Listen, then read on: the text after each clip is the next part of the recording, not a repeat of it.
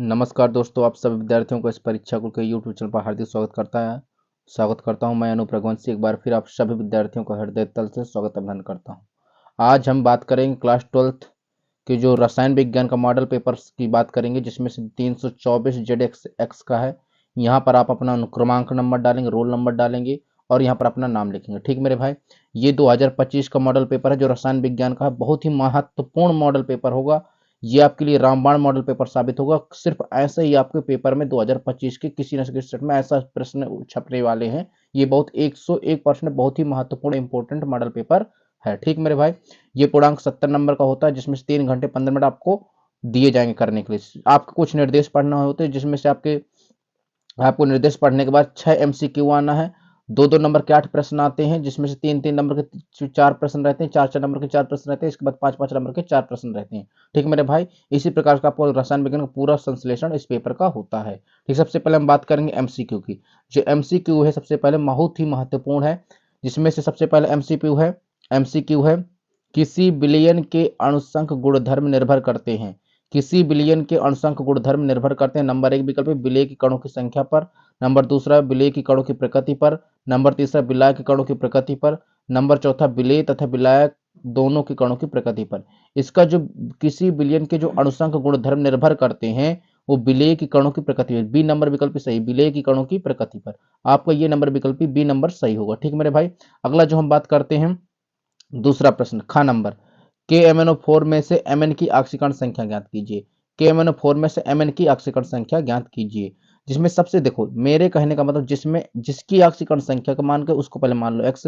हमसे क्या कहा है यहाँ पर, देखो मैं सॉल्व करके बताया। Mn की ऑक्सीकरण संख्या कहा है, Mn बराबर मैंने मान लिया x। क्या मान लिया x, Mn की ऑक्सीकरण संख्या x होगी। पोटेशियम, इसकी सौजकता प्लस का 1 होती है। इसके बाद मेरे भाई x है मेरे पास, ऑक्सीजन 4 है और इसकी सौजकता कितनी होती है, माइनस का 2 होती है। ठीक, बराबर 0। अब मेरे भाई 1 प्लस एक्स माइनस 4×2 = 8 बराबर कितना होता है, 0। अब इसके बाद मेरे भाई 8 में से 1 चले गए तो कितना बचा, x माइनस 7 बराबर 0। x बराबर क्या आ जाएगा, 7 आ जाएगा। 7 क्या आएगा, प्लस का।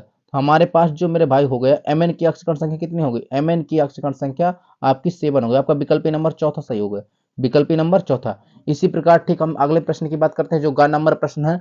बहुत ही सरल मॉडल पेपर है 2025 के जो आने वाला इस साल। ठीक मेरे भाई, इस समय हम अगले प्रश्न की बात करते हैं, जो गा नंबर हमारे पास है। गा नंबर जो प्रश्न है देखिए, हाँ, जिसमें सबसे पहले गा नंबर प्रश्न है हमारे पास। ये हमारे पास डी ब्लॉक के नहीं, उप संयोजन यौगिक जो चैप्टर होता है उस चैप्टर से लिया गया। ठीक मेरे भाई, जिसमें CONH3 का होल 4, Cl2 बड़े कोष्टक के अंदर Cl, और क्या होता है CO में उप संयोजन संख्या ज्ञात कीजिए। चाहे सी देखो उप संयोजन संख्या का है, चाहे सत्ता का है, चाहे लिगेंड्सों की संख्या का है, चाहे समन्वय सत्ता का है। ठीक मेरे भाई, हमसे जो पूछा गया CO के साथ CO के उप संयोजन संख्या। ठीक मेरे भाई, NH3 कितने कितने NH3 कितने हैं, 4। Cl कितने हैं यहाँ पर, Cl 2। बड़े कोष्टक के अंदर देखा जाता है Cl कितने, 2 4, ये NH3 कितने हो गए, 6। तो हमारे पास CO के जो लिगेंड्सों की संख्या हो गई, जो उप संयोजन संख्या हो गई, कितनी हो गई, 6 हो गई। इसमें देखो 6 विकल्प है कोई, हाँ चौथा विकल्प है। इसका मतलब चौथा विकल्प आपका राइट होगा। ठीक है मेरे भाई, इसी प्रकार मेरे भाई अगला हम प्रश्न की बात करते हैं, चौथा प्रश्न। इटार्ट अभिक्रिया में टाइलून को बेंजल्डिहाइड में ऑक्सीकृत करता है। इटार्ट अभिक्रिया में टाइलून जो होता है उस बेंजल्डिहाइड में ऑक्सीकृत करता है। इनमें से कौन सा उपस्थित, किसकी उपस्थिति होती है, H2O2 की, कि CrO2Cl2 के द्वारा, Cl2 के द्वारा, KMnO4 की। जैसे इसमें सबसे आपका राइट आंसर होगा CrO2Cl2। इसका ये बी नंबर विकल्प ही सही होगा। ठीक मेरे भाई, अगला जो हमारे पास प्रश्न है 5वां नंबर अंगा नंबर प्रश्न, बेंजीन डाइएजोनियम क्लोराइड की अभिक्रिया में क्षारीय माध्यम में फिनाल से बने प्राप्त, फिनाल से होने पर प्राप्त होता है। Number 1 diphenyl ether, number B para hydroxy azobenzene, number C chlorobenzene, number D benzene. इनमें से भैया आपका जो राइट आंसर होगा पैरा हाइड्रोक्सी बेंजीन होगा। क्या होगा, पैरा हाइड्रोक्सी एजोबेंजीन, ये आपका राइट आंसर होगा। अगला जो हमारे पास प्रश्न है 4 नंबर प्रश्न हम करते हैं, किस विटामिन की कमी से रतौंधी रोग होता है। किस विटामिन की कमी से रतौंधी रोग होता है। रतौंधी रोग मेरे भाई होता है विटामिन ए की कमी से। सबसे पहले इसका राइट आंसर क्या होगा, विटामिन ए। विटामिन ए की कमी से रतौंधी रोग होता है। इस प्रकार आपके हम 6 MCQ करवा चुके हैं, आप टिक कर लीजिए। बहुत ही महत्वपूर्ण पेपर होगा, बहुत ही मोस्ट इंपोर्टेंट वायरल पेपर है ये। 2025 के हूबहू प्रश्न छपने वाले हैं, ऐसा इसकी 101% की गारंटी है मेरे भाई। अगर आप देखो, अगर आप मेरे बताए हुए मॉडल पेपर से पढ़ते हैं तो मैं इतनी गारंटी लेता हूं कि आप 60 के ऊपर नंबर लाएंगे 70 में से। ठीक है मेरे भाई। अगला जो हमारे पास प्रश्न है, अब उनकी बात करते हैं जो हमारे पास 2-2 नंबर के होंगे। ठीक, हाँ कुछ इस प्रकार हमारे पास प्रश्न है, देखिए अब। हाँ कुछ इस प्रकार प्रश्न है। सबसे पहला प्रश्न हमारे पास दूसरे का नंबर, किसी विलयन की मोलरता किसी विलयन की मोलरता तथा मोललता के बीच में अंतर स्पष्ट कीजिए। इसके मान के तापक्रम में परिवर्तन के साथ किस प्रकार प्रभावित होगा। आपको मोलरता और मोललता के बीच अंतर स्पष्ट करना। अंतर का मतलब होता है, आप मोललता की परिभाषा लिख दीजिए और मोलरता की परिभाषा लिख दीजिए और मोललता की परिभाषा लिख दीजिए। फिर ठीक, इसके बाद आपको तापक्रम में, मतलब मोलरता में ताप बढ़ाने से क्या होता है। ठीक मेरे भाई, हम आपको एक आंसर, इसकी परिभाषा आपको बताएंगे मोलरता की, और मोलरता बहुत सरल इजी भाषा में हम लिख के लाए हुए हैं। अगर आपको अच्छा लगे तो वीडियो को लाइक कर देना, चैनल को सब्सक्राइब कर देना, ज्यादा से ज्यादा अपने दोस्तों को शेयर करना। ठीक है मेरे भाई, अब हम आंसर शीट देने का प्रयास करते हैं। सबसे पहले ऐसे देखो, हम एक कॉपी है ये हमारे पास, जो ऐसे किसी विद्यार्थी ने लिखा है। आपको ऐसे लिखना होता है। अगर आप ऐसे लिखते हैं तो आपको 2 में से 2 नंबर अवश्य मिलेंगे। ठीक मेरे भाई, सबसे पहले मोलरता की परिभाषा। मोलरता क्या किसे कहते हैं, किसी बिलियन के 1 लीटर आयतन में उपस्थित मोलों की संख्या को मोलरता कहते हैं। मोलरता को एम से प्रदर्शित करते हैं। एम बराबर क्या होता है, एन अपान वीटी। वीटी का मतलब होता है बिलियन का आयतन किस में, लीटर में। इसकी आप शॉर्ट स्क्रीन लीजिए। आप मोलरता की बहुत अच्छी सरल से सरल परिभाषा, इससे सरल किसी भी चैनल पर नहीं मिलेगी, इससे सरल भाषा में मोलरता की परिभाषा। ठीक है मेरे भाई, आगे हम प्रश्न बात करते हैं मोललता की। हमारे पास जो अब मोललता की परिभाषा देखिए। मोललता की परिभाषा, किसी विलायक के 1 लीटर आयतन में उपस्थित मोलों की संख्या को मोललता कहते हैं। उसे एमएल से प्रदर्शित करते हैं। एमएल बराबर एन अपान डब्ल्यू ए। डब्ल्यू का मतलब होता है विलायक। विलायक जो होगा किस में होगा, लीटर में। ये इसका फार्मूला है मेरे भाई। ये बहुत ही सरल भाषा में देखो, मोललता की परिभाषा लिखी। ये अगर आप इसकी शॉर्ट स्क्रीन लीजिए, अगर आपको नहीं आता तो आप इसी को लिख के आइएगा। आपको कम से 2 नंबर आपको फुल मिलेंगे बोर्ड एग्जाम की तरफ से। देखो इसमें हमने भी 2 में 2 दिया आपको। ठीक है मेरे भाई, इसी प्रकार हम आगे प्रश्न की बात करते हैं, क्योंकि हमारा वीडियो थोड़ा ज्यादा लंबा हो जाएगा। इस प्रकार हम आगे प्रश्नों की बात करते हैं। ठीक, सबसे पहले आगे दूसरा जो प्रश्न हमारे पास, पायरोलुसाइड से पोटेशियम परमैंगनेट बनाने की विधि का वर्णन कीजिए। परमैंगनेट का आयन की संरचना सूत्र। ये आपके देखो, ये डी ब्लॉक में है। डी ब्लॉक में आपको पोटेशियम परमैंगनेट पढ़ाया जाता है, पोटेशियम डाइक्रोमेट पढ़ाया जाता है। वहीं से ये प्रश्न लिया गया है, आप उससे कर लीजिएगा। ठीक है मेरे भाई, अगला जो हमारे पास प्रश्न है, उपसंयोजन यौगिकों में आयनन समवायता एवं बंधन समवायता का उदाहरण से समझाइए। हम आपको ये प्रश्न करवाएंगे आयनन समवायता की, आपको परिभाषा लिख के दिखा रहे हैं। अभी अभी नोट्स से हम लेके आए हैं, आपको दिखाएंगे। ठीक है मेरे भाई, अगला जो हमारे पास प्रश्न है, हाइड्रोकेन के एक अणुक नाभिक प्रतिस्थापन अभिक्रिया SN1 की क्रियाविधि का वर्णन कीजिए। इस बार 2025 की कम से कम 4 से 5 एटम S1 अभिक्रिया या SN2 अभिक्रिया, आप ये 2 कंप्लीट करके ही जाए। इसकी क्रियाविधि सहित अब पूरे डिटेल से पढ़ के जाए। 5 नंबर का छपेगा ये इस साल 2025 की कम से कम 4 से 5 सेट में ये प्रश्न आने वाला है मेरे भाई। हम आपको अभी क्या दिखाएंगे, आयनन समवायता की परिभाषा और बंधन समवायता की परिभाषा। ठीक मेरे भाई, अब हम बात करते हैं इस पर। सबसे पहले आपको प्रश्नोत्तर संख्या लिखना है, 2 का गा होता है। आयनन समवायता हेडिंग इसी प्रकार बनानी है। अब इसकी आयनन समवायता की परिभाषा, जब 2 या 2 से अधिक यौगिकों के अणुसूत्र समान हो परंतु इनके आयन अलग अलग हों, ऐसे यौगिक एक दूसरे के आयनन समवयवी कहलाते हैं। इस घटना को आयनन समवायता कहते हैं। इस प्रकार आप परिभाषा लिख लीजिए, बहुत ही अच्छी परिभाषा है। हमने बहुत ही सरल भाषा में, इजी वे में लिखाई है। आप इसकी शॉर्ट स्क्रीन ले सकते हैं। ठीक मेरे भाई, अब हमारे पास बंधन समवायता पूछा था। क्या पूछा था, बंधन समवायता। अब बंधन समवायता की परिभाषा लिखते हैं। ठीक मेरे भाई, जब 2 या 2 से अधिक यौगिकों के अणुसूत्र समान होते हैं परंतु उभय दंतुक लिगेंड्स अलग अलग होते हैं, अतः यह यौगिक एक दूसरे से बंधन समवयवी कहलाते हैं। अतः यह घटना बंधन समवायता कहलाती है। आपको इस तरह परिभाषा लिखना। देखो इसका थोड़ा सा मिस्टेक था, तो हमने क्या लिखा था, उभय दंतुक लिगेंड्स होते हैं वहां पर। ठीक मेरे भाई, इसलिए आपको एक आधा नंबर हमने काट लिया। आपको बहुत ही सरल भाषा में परिभाषा लिखी, आप इसकी शॉर्ट स्क्रीन ले सकते हैं। अगले जो प्रश्न की बात करते हैं हम, हाँ अगले जो हमारे पास प्रश्न है, बहुत ही सरल भाषा में लिखे गए हैं। ये मॉडल पेपर है, बहुत ही इजी वे है। अगर आप ऐसे प्रश्न कंप्लीट करें तो आपका एक प्रश्न नहीं छूटने दूंगा मैं।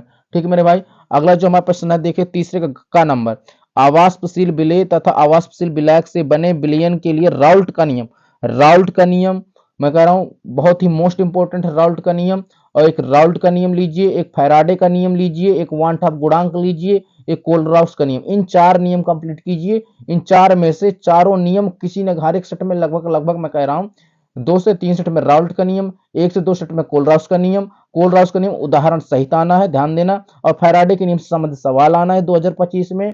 और मेरे भाई हाँ, ये बहुत ही मोस्ट इंपोर्टेंट नियम आपको मैंने बता दिया, ये बहुत ही महत्वपूर्ण है, आपको ये कंप्लीट कर लेना। ठीक मेरे भाई, 2 नंबर का देखो, अगर आप करते हैं 2 नंबर मिलेंगे आपको। अगला जो हमारे पास प्रश्न है, एथेनॉल की निर्जलीकरण क्रिया विधि समझाइए। एथेनॉल की रिएक्शन करानी, निर्जलीकरण शांत सल्फ्यूरिक अम्ल की उपस्थिति में होता है 140 डिग्री सेल्सियस ताप पर। ठीक मेरे भाई, अगला जो प्रश्न हमारा, फेलिंग विलयन तथा शिव अभिकर्मक के द्वारा एल्डिहाइड तथा कीटोन में भिन्नता को स्पष्ट कीजिए। इसका मतलब होता, भिन्नता का मतलब होता अंतर, आपको अंतर लिखना है किसको, किसके, एल्डिहाइड और कीटोन के बारे में। फेलिंग विलयन में जब क्रिया कराते हैं किसकी, एल्डिहाइड की, तो हमारा क्या बनता है, एस्टिक अम्ल बनता है।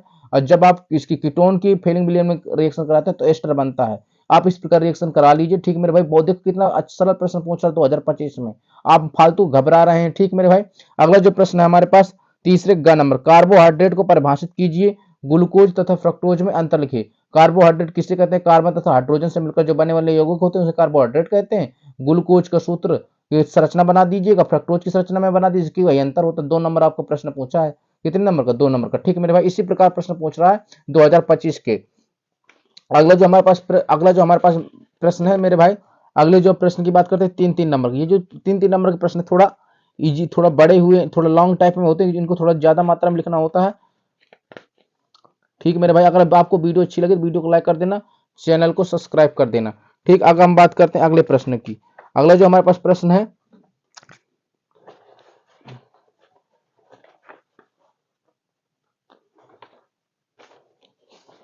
ये देखिए, अगले जो हमारे पास प्रश्न है 3-3 नंबर के प्रश्न है, 3-3 नंबर के, ये 3-3 नंबर के प्रश्न है। देखिए सबसे पहले, हाँ ठीक, मोलल उन्नयन स्थिरांक को परिभाषित कीजिए तथा 6 gram urea, 6 gram urea, 6 gram urea जिसका मोलर द्रव्यमान 60 है, 100 ग्राम जल में विलेय जलीय विलयन का क्वथनांक की गणना करनी, क्वथनांक की गणना का टीबी, डेल्टा टीबी, जल में मोलल उन्नयन के स्थिरांक की ये है, ये अपने न्यूमेरिकल, ये जो न्यूमेरिकल आपसे विलयन, देखो मैं इस बार कह रहा हूं आपको सिर्फ 2 चैप्टर कंप्लीट करने हैं, एक विलयन चैप्टर न्यूमेरिकल में कंप्लीट कर लीजिए, एक रासायनिक बलगत की, इस दोनों चैप्टर कंप्लीट कीजिए। कम से कम आपके यहाँ से न्यूमेरिकल, यहाँ से 8 नंबर तक के न्यूमेरिकल बन जाएंगे आपसे। आपको 2 चैप्टर कंप्लीट करना है, सिर्फ विलयन और रासायनिक बलगत की। अगला जो हमारे पास प्रश्न है, वैद्युत रासायनिक सेल किसे कहते हैं, वैद्युत अपघटनी सेल किसे कहते हैं, इनमें अंतर स्पष्ट कीजिए और कोल राउस के नियम का उल्लेख कीजिए। मैंने कहा था कोल राउस का नियम कंप्लीट कर लें, देखो इस बार फंस गया। कोल राउस का नियम, कोल राउस के नियम का उल्लेख कीजिए तथा इसका अनुप्रयोग, कोल राउस का नियम जो आता है उपयोग अनुप्रयोग सहित लिखना पड़ता है। ठीक मेरे भाई, अगला जो प्रश्न है हमारे पास ग नंबर, अभिक्रिया की आणविकता तथा कोटि को परिभाषित कीजिए। अभिक्रिया की आणविकता रासायनिक बलगतिकी से है ये, कोटि की परिभाषा लिखनी है प्रथम कोटि। हाँ, अब यहां से ध्यान देना, प्रथम कोटि अभिक्रिया, प्रथम कोटि अभिक्रिया और शून्य कोटि अभिक्रिया, ये आपको 2 रिएक्शन, 2 टाइप पढ़ के जाना, प्रथम कोटि और शून्य कोटि।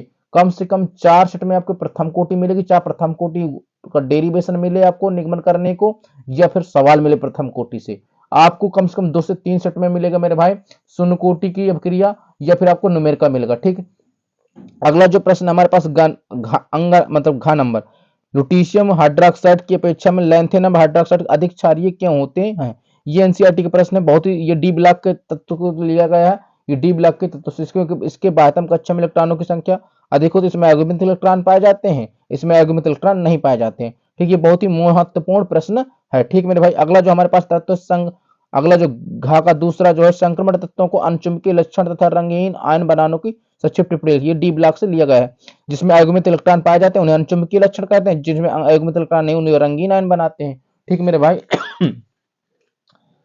अगला जो हमारे पास है 5वें का नंबर प्रश्न, ईंधन सेल क्या होते हैं। साधारण सेल की तुलना में H2O2 ईंधन सेल के लाभों का, ईंधन सेल, ईंधन सेल वह सेल जो प्राथमिक सेल होते हैं उन्हीं को ईंधन सेल कहते हैं। ठीक मेरे भाई, ये इसके लाभ पढ़ने पड़ेंगे आपको, बहुत ही महत्वपूर्ण। यहाँ से आपको क्या पढ़ना, निर्णय समीकरण, सेल का विद्युत वाहक बल, ई सेल, आपको हमने फार्मूला पढ़ाते हैं, ई, हाँ, ई सेल बराबर होता है, ई सेल बराबर ई नॉट करके, E naught minus E cathode minus E naught करके, ऐसे फार्मूला होता है, ये इससे लगना है ये सवाल। ठीक, अगला जो हमारे पास देखो, इस मैंने कहा था आपसे प्रथम रसायन, प्रथम कोटि अभिक्रिया से सवाल आता है, किसी अभिक्रिया के वेग पर ताप का क्या प्रभाव है। प्रथम कोटि अभिक्रिया के लिए 10 मिनट में 20% पूर्ण हो जाती है, तो 80% पूर्ण होने में लगने वाले समय की गणना कीजिए। आपको ऐसा प्रश्न पूछा ही जाएगा। मैंने कहा 2 चैप्टर कंप्लीट कीजिए एनसीईआरटी के, एक विलयन, एक रासायनिक बलगत की। ठीक मेरे भाई, अगला जो हमारे पास प्रश्न है, हाँ, अनुचुंबकीय और प्रतिचुंबकीय संयोजकता बंध सिद्धांत के आधार पर व्याख्या कीजिए। अब इससे देखो मैं फिर से कह रहा हूँ, उप संयोजन यौगिक से दो सिद्धांत पढ़ने, संयोजकता बंध सिद्धांत, एक क्रिस्टल क्षेत्र का सिद्धांत। आप इनमें से एक प्रश्न आपको व्याख्या करने को भिड़ता ही भिड़ता है। इसमें क्या पूछे, संयोजकता बंध सिद्धांत, और एक सिद्धांत और लिख लीजिए, क्रिस्टल क्षेत्र का सिद्धांत। ठीक मेरे भाई, अब हम अगले प्रश्नों की बात करते हैं। ठीक, हाँ अब हम अगले प्रश्नों की बात करते हैं, बहुत ही जो महत्वपूर्ण प्रश्न है। ठीक मेरे भाई,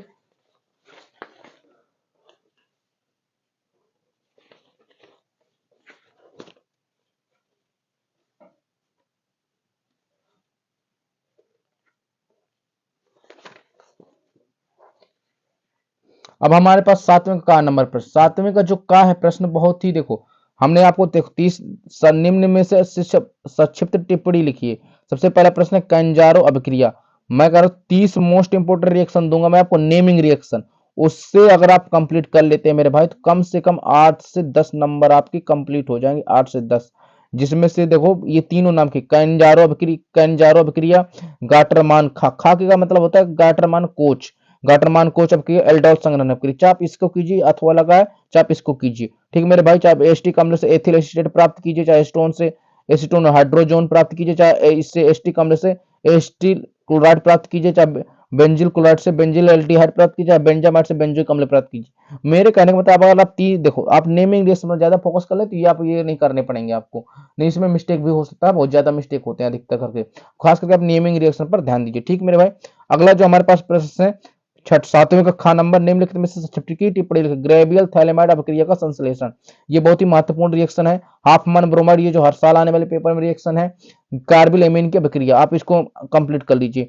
चाहे ये वाला अथवा लगाओ, चाहे इसको कीजिए, चाहे ऊपर वाले कीजिए, आप मैं कह रहा हूँ ऊपर वाले को अधिकतर कीजिए। ठीक, इस प्रकार मेरे भाई ये हमने आज डिस्कशन क्या किया, 2025 का जो 324 जेडेक्स का जो मॉडल पेपर है बहुत ही इजी आ रहा है, 2025 के पेपर बहुत इजी आएंगे। आप, मैं सिर्फ कह रहा हूं आप जितने प्रश्न मैं बता दूं आप सिर्फ उतने प्रश्न पढ़ लीजिए। आप 60 में से आप 70 में से आप 70 में से 60 प्लस गेन कर सकते हैं, खूब आराम से अच्छे नंबर ला सकते हैं। लेकिन हाँ, जितने प्रश्न बता दूं उतने आपको पढ़ने ही पड़ेंगे मेरे भाई। अगर आपको वीडियो अच्छी लगी तो वीडियो को लाइक कर देना, चैनल को सब्सक्राइब कर देना, ज्यादा से ज्यादा अपने दोस्तों को शेयर करना। जय हिंद।